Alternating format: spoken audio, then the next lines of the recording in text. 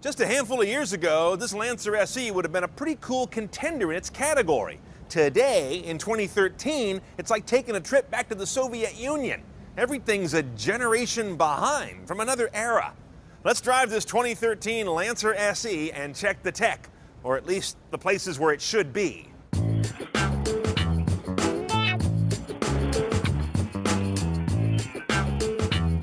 Let's face it, Mitsubishi's not long for the U.S. market if they don't fix some things and fix them fast. Their car lineup consists of 3 versions of this Lancer and the Galant, which I didn't know they even made anymore. They're pinning all their hopes right now on the 2014 Outlander.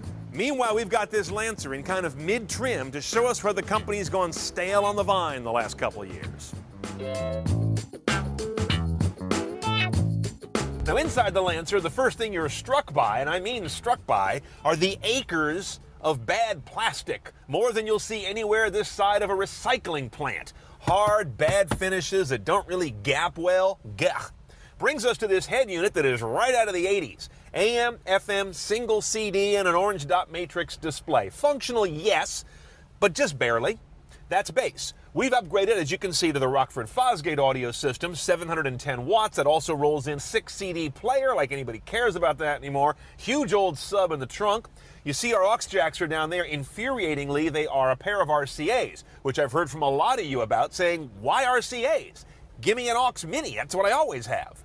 Now, if you want Bluetooth hands-free, don't get all excited. We have the buttons, we just don't have the functionality behind them. That's part of an extra cost option that also rolls in Bluetooth streaming and a USB jack. As I understand it, though, the USB jack replaces the aux input, doesn't augment it. I could be wrong on that, but that's how I read the spec. A little disturbing if it's true. Now, navigation's optional, which would bring you the LCD on this dashboard. That would also roll in some different media choice of a 40 gigabyte hard drive for media, which you're never going to use. So it's basically a $2,400 navigation system. I'm not big on that. Knowing Mitsubishi's finesse with cabin tech, I'd blow off the nav entirely, at least on this generation. Now, the SE has the middle engine of a Lancer. You can actually, on the lower trims, get a smaller engine, a 2-liter inline-4. We have the 2.4-liter inline-4. There's a hotter one above this for the Evo, of course. We'll deal with that in another video. 168 horsepower, 167 foot-pounds of torque out of this engine, sitting very conventionally crossways here in the front. Car weighs about 3120, gets up to 60 miles per hour in just a tick under 8 seconds while delivering 2229 mpg. 1 gearbox on the SE. The CVT, continuously variable transmission. You cannot get the 5-speed manual unless you go down trim, and you can't get Mitsubishi's dual clutch automated manual, their excellent SST gearbox, unless you go up to an Evo. So you're stuck with this combination. Now, what our Lancer does have that sets it apart in many ways is all-wheel drive. They call it all-wheel control. You may have seen that rocker switch in the cabin. You've got a 2-wheel drive front mode.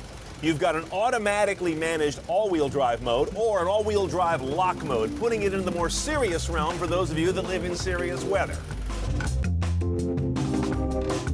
Now, I've never worked on a farm, but I'm pretty darn sure I could write some Steinbeck caliber prose about driving a tractor at this point, because I've spent time in the Lancer.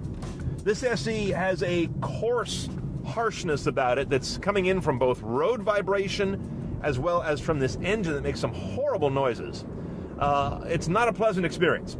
The CVT transmission takes what might be a nice motor, there might be some good power and response in there, I believe there is, and really mutes the hell out of it.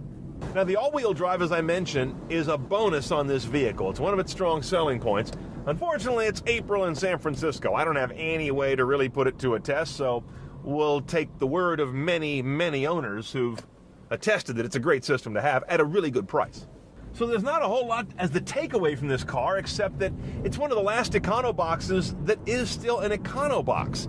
Most inexpensive compact cars have kind of gone up market these days and left the econo role to the really small cars, the little subcompacts and little urban A-class and B-class cars. So this is an odd role that Mitsu is kind of hanging on to here, and one that they know they have to evacuate fairly soon. Okay, here's how I'd price out a Lancer SE, if you must. $21,090 gets the car delivered in SE trim. Remember, CVT only at that level. Then another $1,550 gets you the premium package. Good choice here. Rockford Fosgate audio, 6 CD, satellite radio, power glass roof. It's a good value. Then you also want the Fuse hands-free kit. For just $400, you get hands-free calling, thank you, Bluetooth streaming, USB adapter. What I wouldn't do is spend the nearly $2,400 on the navigation plus 40 gig hard drive thing. Their tech isn't good enough to warrant what is one of the higher prices for that system. Bottom line, you buy a Lancer because you really value that all-wheel control technology. That is definitely a point in its favor. And Mitsu's got a reputation of building cars that are tough as the day is long. But this guy's on its way out, as is this era of Mitsubishi lameness. So you really need to wait.